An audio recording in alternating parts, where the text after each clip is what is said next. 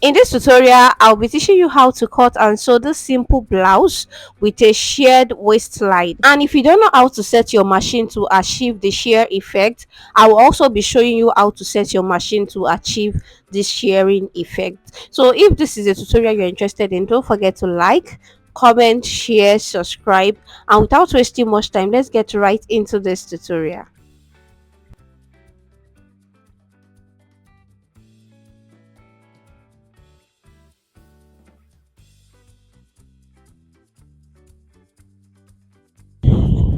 So this is the fabric I'll be using, and as you can see that this fabric is a two pattern fabric, but I just need one of the pattern to make the blouse. So you will need about 2 yards to make this top.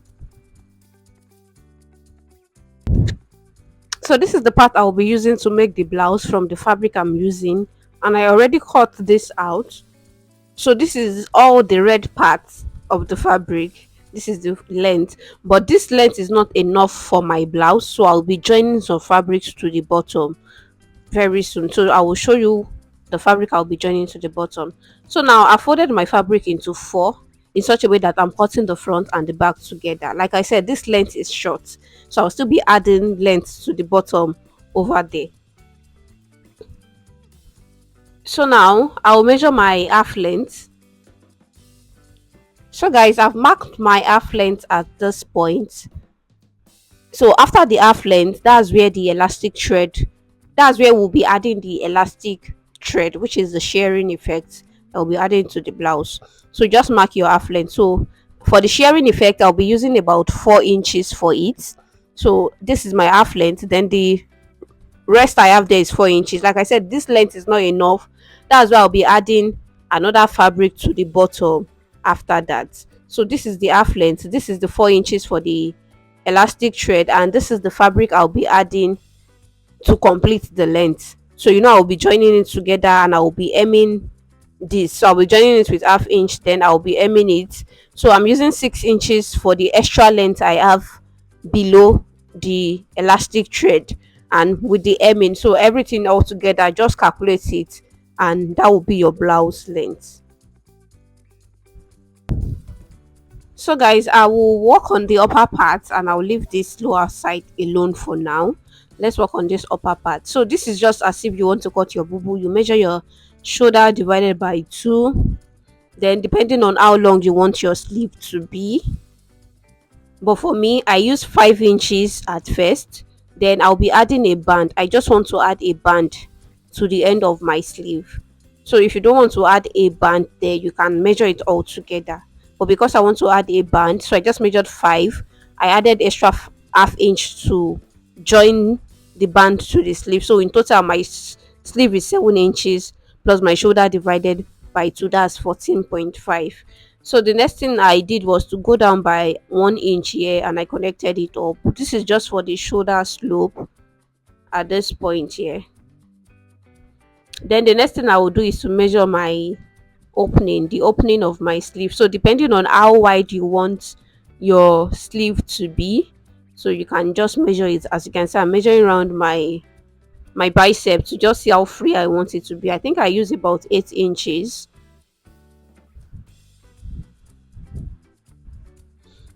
So if you are using 8 inches, remember to add sewing allowance of 1.5.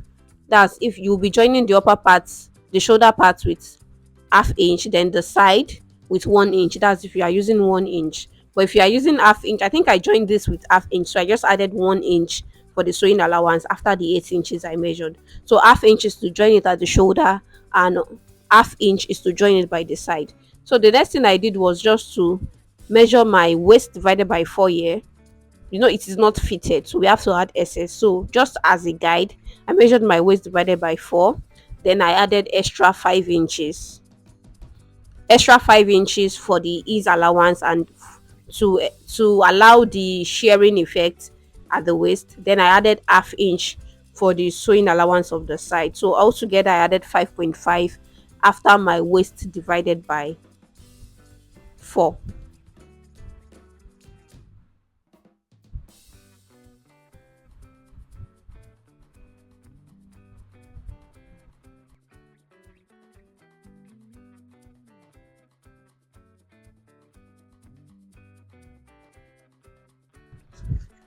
After marking this, you can now go ahead and cut.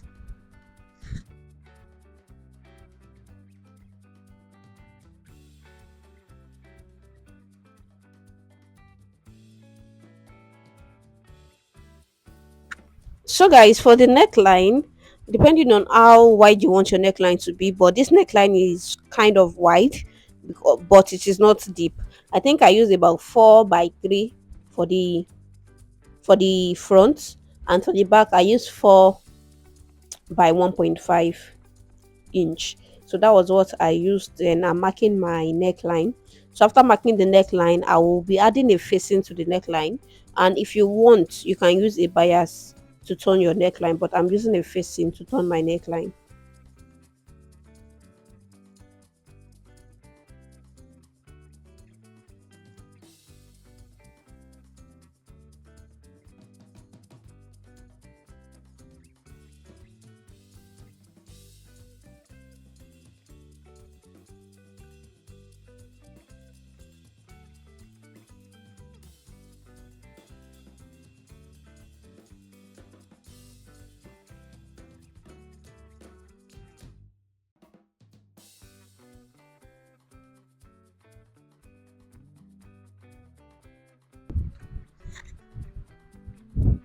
So guys, the next thing I will do now is to open up the front or any of the pieces. Then I want to rule this line. This is where the shearing will start from. So I'm marking this line to this other side so that I can have the line for the sharing. Like I said, is 4 inches. So if you wish, you can mark half on the line, but I will just take it to my sewing machine and sew like that. Like you can mark the line so that you can follow it when you are doing it. But I just need to mark the starting line for me. The starting line is okay. Then I can continue with the sharing effect. Like I mentioned earlier, I will also be showing you how to set your machine and how to achieve the sharing in this video. So you mark this, then you just mark your starting point like this.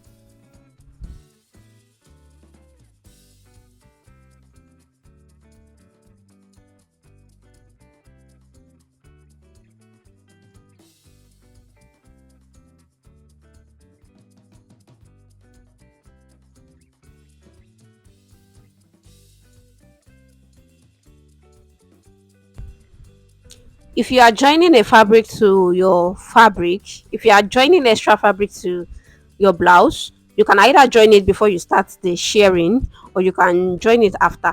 So I think I joined mine after, but I just want to cut out the excess I have on this fabric. So let me trim the excess away.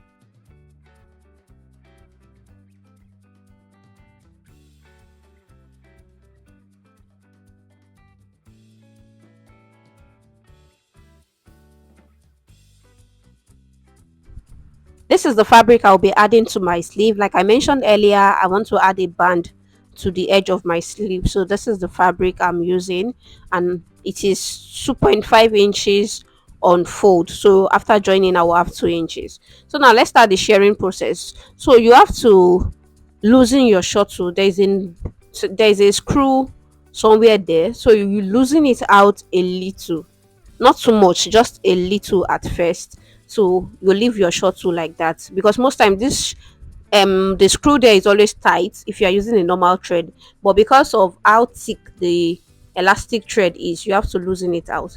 Then these are my bobbins, so I will add my thread to the bobbin. Then I'll just roll it. So you don't have to stretch the thread when you are rolling. You don't need to stretch the thread.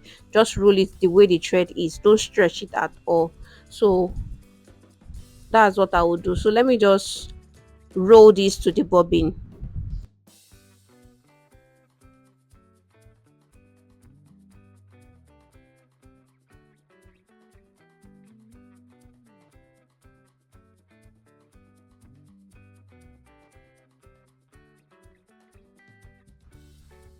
After rolling, you pass the normal thread on top.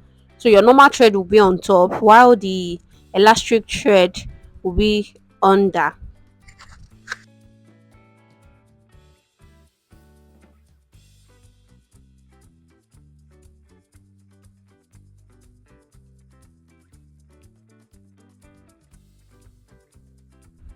So make sure you bring out the elastic thread from the underneath, like from under upward.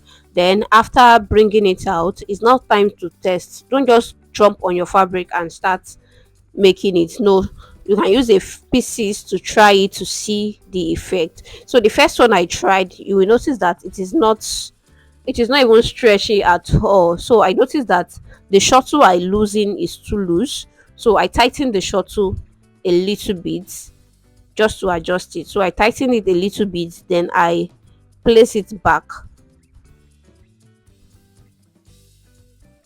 So I tighten it a little bit, then I place it back. And when I did it, I think it was okay.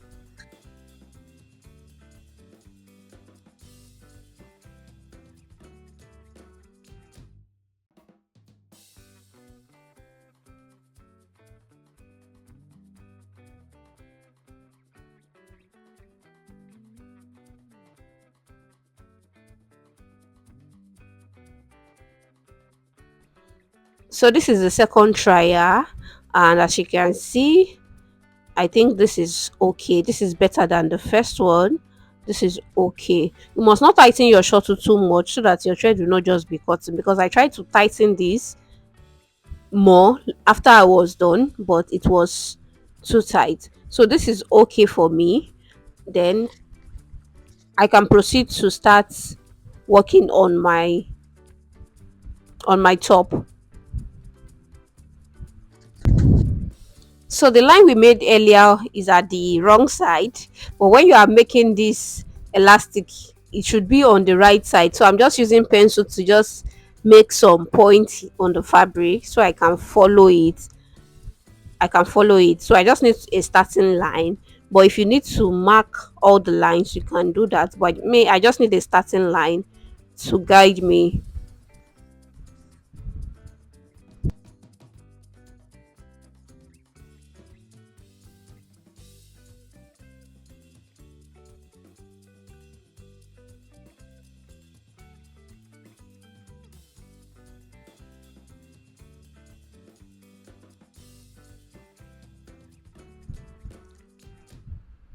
So I will start with the first line. So this is the first line. When you first start, you will notice that it is not too tight, but when you continue, it will become more tight. So instead of cutting the thread, what I just do is to turn my fabric, then I'll just lift this up, then I will leave half-inch space and do another one. Instead of cutting the threads and all the threads will look messy on your fabric, just continue like that, half-inch, until you are done. And as you are doing it, make sure you check what you are doing.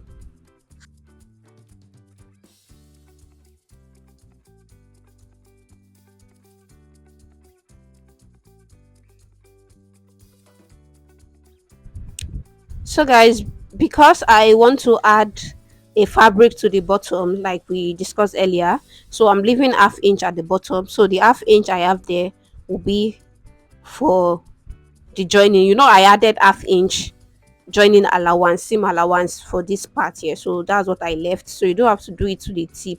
So this is what it looks like after I was done. So this is what it looks like.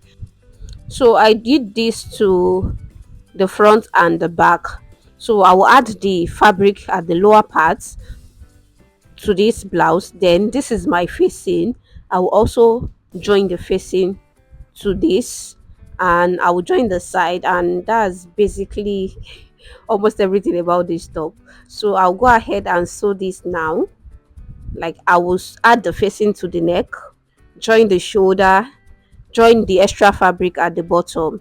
So after joining the facing at the neckline and joining the shoulder, I also add the band to the sleeve. So I'm cutting out the excess I have at this sleeve part. So the next thing I will do now to this blouse is to add the next thing I will do to this blouse is to add my fabric at the lower part. So I'm still trimming this other side, so I will add the fabric at the lower part, and I will just go ahead and sew the side of this blouse. So this is the inside of the blouse. I went ahead to also weave it thoroughly, and this is what the inside looks like. So I'll turn this to the right side now, and the blouse is ready. So what I'll just do after this is to go ahead and iron this, and I might just use hemming gum to hold the facing in place so that the facing does not show at the front, like it does not show.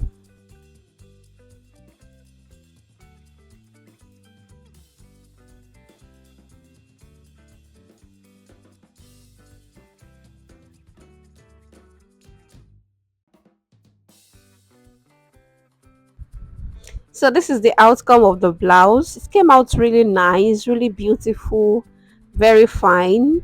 For this top now, can decide to use a white pants, or just make something with the other color of the ankara, or with the same ankara I can just decide to make something with it. So this is the blouse, and this is what the blouse looks like on the mannequin.